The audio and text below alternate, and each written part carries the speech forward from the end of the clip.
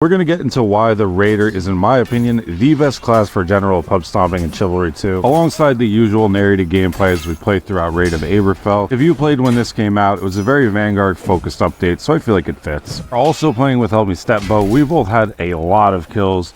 Him and some others are going to be in this game, and they're from the Unyielding Discord, which will be in the pinned comment below. Join and let's get some games in. Now let's get into the gameplay and why the Raider is such a good class. First of all, it's the only class that gets 2 primary weapons. And all of them are good besides the glaive, but who even remembers the glaive exists, let's be real. I do want to take a second to talk about the Dane Axe because I've never done a video with it to my knowledge, and I really want you guys to pay attention to what I'm about to say. If you hate the Dane Axe and really hate people who use it, you flat out have a skill issue. I don't really use the Dane Axe much, but the Chivalry 2 Reddit has done a really good job of gaslighting everyone into thinking it's an overpowered weapon. Reddit is full of neckbeards and virgins, but the Chivalry 2 Reddit attracts a special kind of social reject. Anybody who's been outside knows this. It's not something that's exactly breaking news. So let's get into the Dane Axe itself. First off, it's a very easy to weapon to use because of how quick it is while also doing great damage to knights and footmen. And if you're average to above average, maybe even a little good at the game, there's nothing that you're going to top the lobby with easier than this because a lot of bad players do have an issue with it. Now, the reason it starts to become not so great is when you're playing better players, and I do think this weapon, I think most people would agree, has a limited skill ceiling. Even if it has that high skill floor, once you get better at the game, you really do want to move on to different weapons so you don't plateau. This isn't one I would really choose to specialize in long term. If you're one of those sociopaths who just uses one weapon all the way to level 1000, the only thing you use while you play, don't pick the Dane Axe is my point. You just won't be as well-rounded or good at the game. You will get a lot of bad habits that you'll pick up on, and that's not like the Messer, which has no weakness and is really just a master of all trades, and that's going to be your next weapon. The best way to play the Raider, in my opinion, is to throw your first Dane Axe and then use the Messer. The two-handed hammer isn't too shabby either. We all know that's a quick hitting blunt weapon that'll really just decimate knights. This is one of the funniest things I've seen in a while. So I'm so covered in the blood of my enemies that the other Masons think that I'm one of them, so I give them a good laugh and go about my day, and it actually works out that I survived there. Not for long though. And outside of the weapons itself, you get a great sprint attack that really can pile up kills on Vanguard. A leaping strike just does so much damage, you can get a lot of one-shots in. And for flat-out points, maybe not kills, you have the Warhorn. The Warhorn will always make you look better than you are on the scoreboard because you just pile up points with that thing. That's my rundown, but we're going to get into plenty of examples throughout this Aberfell game of exactly what I'm talking about. As I said, Stepbo's on and all, and this happens to him every game I play with him. He's getting vote kicked, that's him to the right, MLG Cat Doritos, and some guy is raging in chat about spears. But he's not happy that Stepbo is jumping around. It's a common strategy you see with some of the top spear players like John Wick's Pencil, some of the CK members for example. Now, what you want to do when someone's jumping around with the spear, it's a little complicated, so try and follow me. If they jump up and they're about to stab you from above, you look up. Now, I know the people that don't understand this have a little bit of a learning problem. So what you want to do, say you're on controller like me, this is a tip for console people. You use the right stick, and then you push it up, and your character looks above instead of straight ahead. That was 4 minutes straight of talking and my whole rant on the Dane Axe and the class as a whole. Let's let this breathe a little bit. I'm going to let some gameplay play and I'll check in a little bit.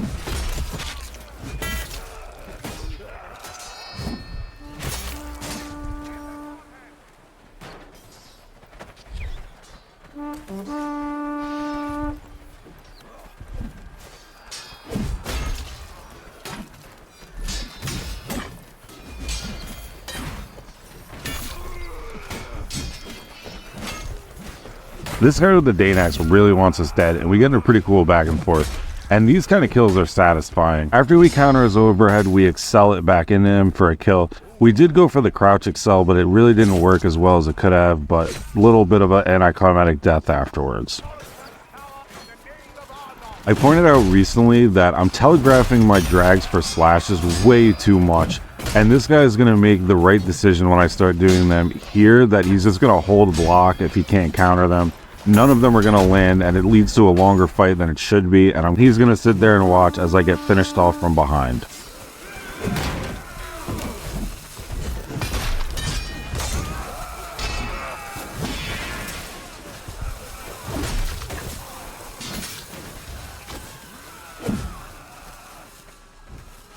Now at this point, the Invisible Man rears his ugly head. We're going to get in a brutal fight with him.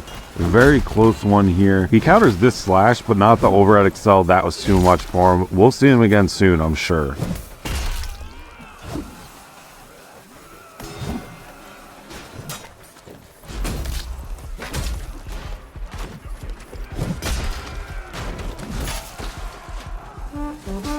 Another example of the Raider just putting up points because of its Warhorn. If I see a bunch of teammates are injured, I press one button, takes no skill whatsoever, and that's an easy 400 points on the board for me.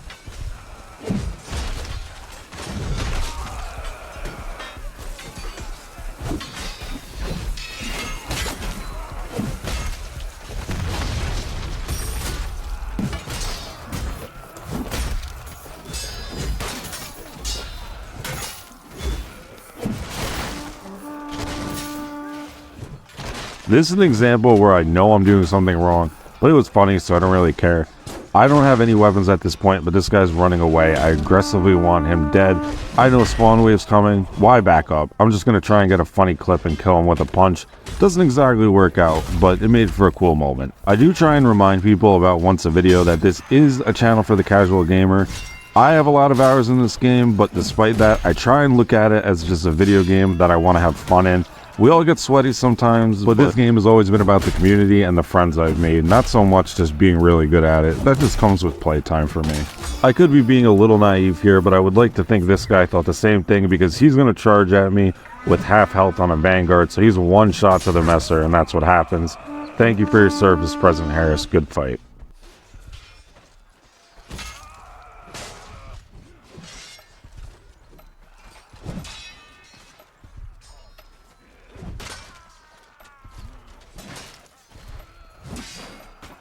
After killing those two stragglers, we're going to skip ahead a little bit just because there's a long walk to the next objective.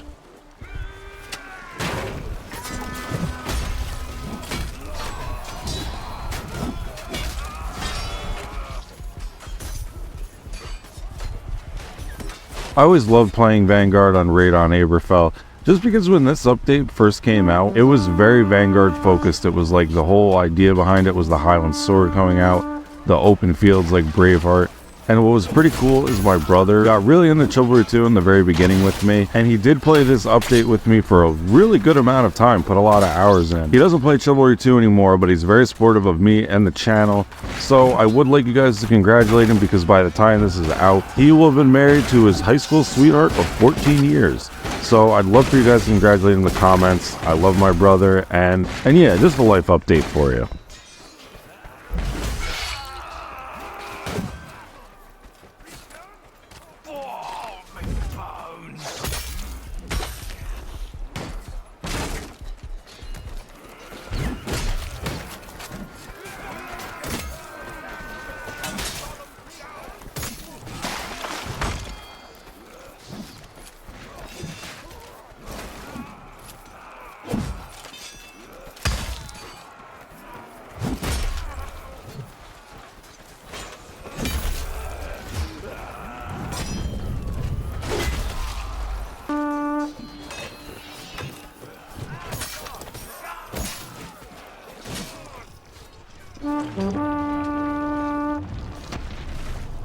Leaving Strike on Vanguard is almost busted with how often you can be using this with any time you sprint, and with how many people have their back turned completely oblivious. It just leads to so many kills, and if I remember correctly, it will also recharge your Warhorn quicker the more you use it.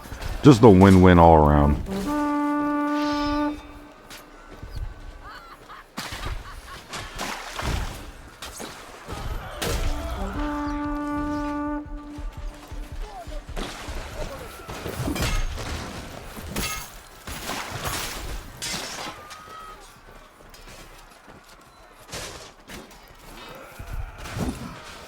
Now this is CK Slammin'. He's a very cool guy, a lot better than me at the game, even though I get him here, but I need you guys to shame him in the comments, because what he does that drives me crazy is if I'm trying to kill enemies and he's on that team, just let me cook, let me get in a cool 1vx, but instead he always got to come in with that big Executioner's Axe, ruin my whole day. It gets a little much. Just tell CK Slammin' to chill in the comments. And how can I forget the madman himself, Get Spiffy, is in here. As I said earlier, these are members of the Unyielding Discord. That will be in the pinned comment. I'd love for you to see you guys there.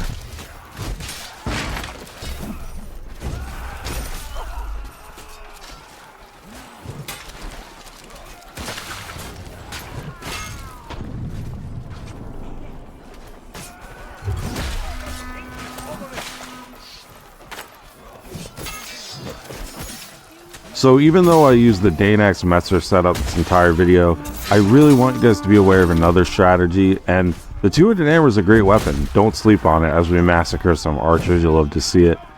A common strategy a lot of people do, including my good friend Kool-Aid Man, is you use the two-handed hammer for knights you see off by themselves, and then use the Messer the rest of the time, because blunt damage, especially on those two-handers like the heavy mace and the two-handed hammer, really just destroy knights. Like, as a knight main, I'm always surprised when I switch over to Vanguard like this, how little damage they could do if you aren't getting that multiplier.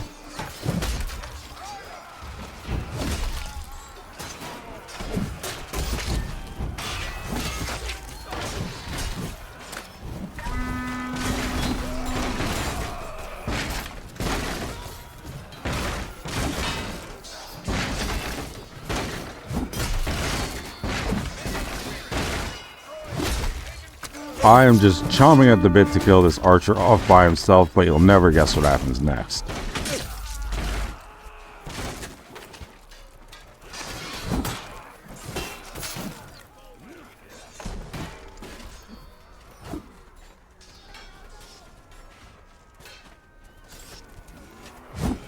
I really don't know how to feel about the heretic stage of this map and the ending of Dark Forest, because you can be rolling in a team an entire time or vice versa, and it really doesn't matter until the last stage, because this just in particular does not feel like enough time. 3 minutes is not enough, and honestly, half the time I'm in the zone getting kills for a minute, and then before I know it, I'm heading back to the spawn wave and only have like 30 seconds to get up there. It just happens way too often. It bothers me a little bit.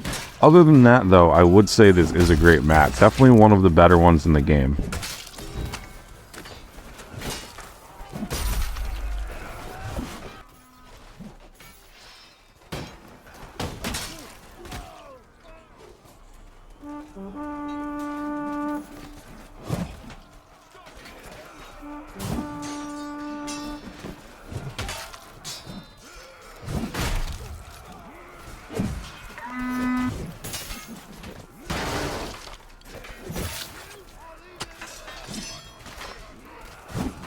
Upon checking the scoreboard around now, I did not realize I have so many kills, because it didn't really feel like it during the match.